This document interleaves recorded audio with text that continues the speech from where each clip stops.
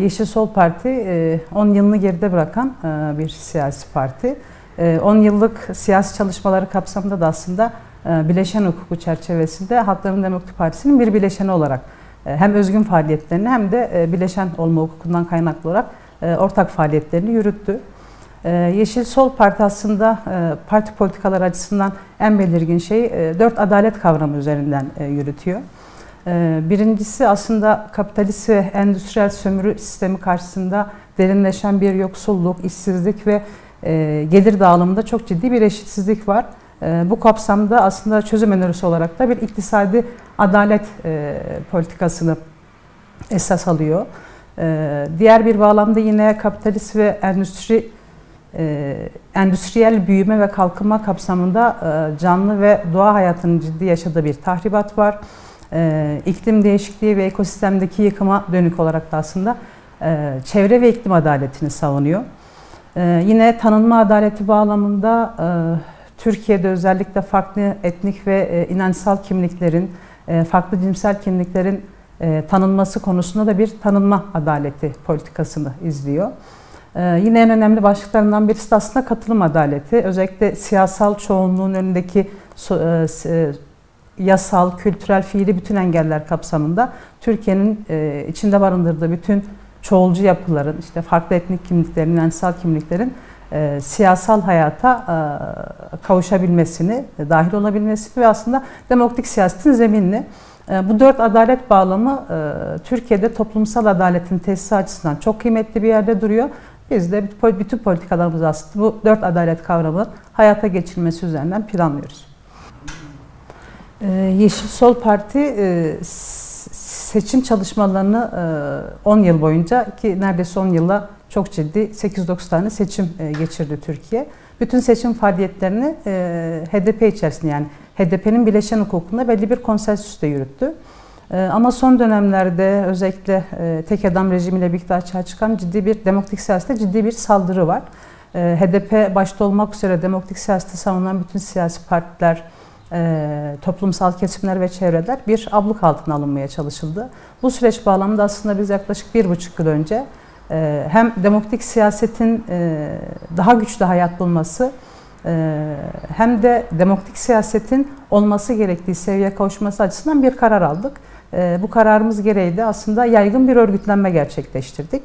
Bunun içerisinde tabii seçime girebilme yeterliliği de vardı. Bugün itibariyle 50'ye yakın il ve 212 ilçede örgütlüyüz. En son YSK tarafından da hani yasal anlamda da seçime girme yeterliliğimiz açıklanmış oldu. Örgütsel anlamda da bir yeterliliğimiz var. Şimdi seçim sürecine girerken HDP'nin yaşadığı Türkiye açısından ciddi bir demokrasi aybına da tekabül eden bir şey yaşıyoruz aslında. HDP'nin kapatılma davasını bir hukuki süreç olarak değil de siyasi süreç olarak değerlendirmek yerinde olur. En son HDP'nin yapmış olduğu başvuruda 14 Mart'ta bir sözlü savunması vardı HDP eş başkanlarının. 11 Nisan'a atıldı HDP'nin başvurusuyla birlikte. Şimdi HDP'nin yeniden Anayasa Mahkemesi'ne bir başvurusu var. HDP'nin kapatılma sürecinin seçimlerden sonraya alınmasına dönük.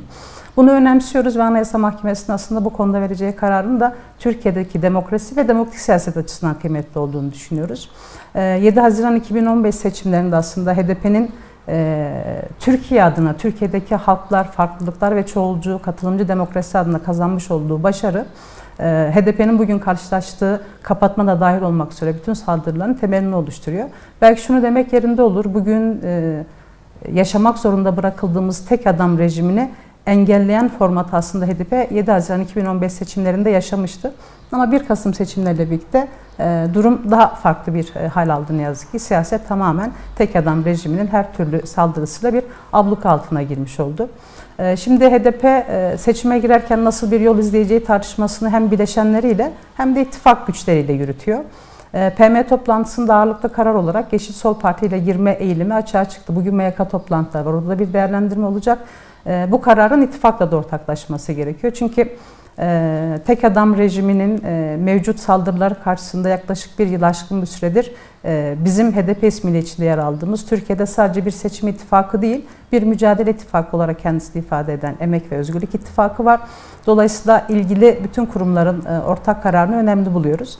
Biz örgütsel yeterliliğimizi tamamladığımızda HDP'nin bir bileşeni olarak eğer seçim sürecinde bir sorumluluk düşerse almaya da hazır olduğumuzu ifade ettik. Ama dediğim gibi bu kurullardan kararlar netleştikten sonra seçim konusunda sorumluluğu almaya hazırız. Bu çalışmaları tabii ki Yeşil Sol Parti olarak tekil yürütmeyeceğiz. Hem HDP'nin bileşenleri hem de ittifak güçlerinin ortaklaşması dahilinde nasıl bir mücadele ortaklığı tarif ettiysek yine seçim çalışmalarını da bu ortak ittifakla, ortak akılla yürütmeye devam edeceğiz. Uzun bir süredir aslında bir çoklu kriz tanımı yapıyoruz. Hem Türkiye açısından hem de dünya açısından ifade etmek gerekir. Bu çoklu krizler karşısında sadece siyasi partilerin değil aslında bu krizlere maruz bırakılan bütün toplumsal kesimlerin de bir arayışı var. Aslında bu arayışın kendisini üçüncü olarak tarif ettik. Bugün Türkiye toplumunun tek adam rejimiyle birlikte yaşamış olduğu ekonomik, ekolojik, hukuki şiddet ister istemez hem siyasi partiler açısından hem de toplumsal kesimler açısından yeni bir yolun mümkün olduğunu ifade etti.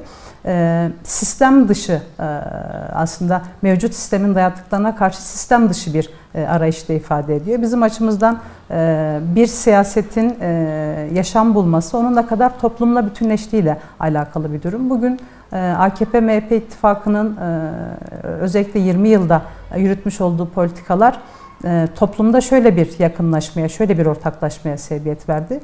İktidarın, devletin bütün mekanizmalarıyla kurduğu ilişki bir ötekileştirme ilişkisiydi. Yani toplumla kurduğu ilişki bir ötekileştirme ilişkisiydi. Sadece işte tarihsel olarak Kürtlerin, Alevilerin ya da farklı kimliklerin değil, bugün ekonomik şiddete, hukuksal şiddete, ekolojik şiddete maruz kalan bütün toplumsal kesimler iktidar karşısında ve devlet karşısında bir öteki kimlik olarak duruyor. Şimdi aynı merkezden gelen bu saldırılar karşısında da aslında toplumda ortak hareket etme, ortak bir kazanımı elde etme şeyi var, motivasyonu var ve dolayısıyla toplumun siyasete müdahale ettiği bu biçime, bu siyaset etme biçimine biz üçüncü yol diye tarif ediyoruz. Çünkü AKP-MHP şahsında topluma yaşatılan şeyler aslında iktidarın halka, topluma reva gördüğüdür. Gerçeklik bu değildir aslında. Ekonomik anlamda ciddi bir eşitliğin, inanç ve etnik kimlik anlamında ciddi bir özgürlüğün, şiddetsiz bir ortamda kadınların eşitlik ve özgürlük mücadelesinin, doğanın tahribatının olmadığı bir dünya, bir ülke, bir toplumsal yapı mümkün. Ve üçüncü yolda aslında bir anlamda bunu tarif ediyor. Toplumun kendisinin nasıl bir geleceği öngörüyorsa o geleceği yaratabileceği mekanizmalar.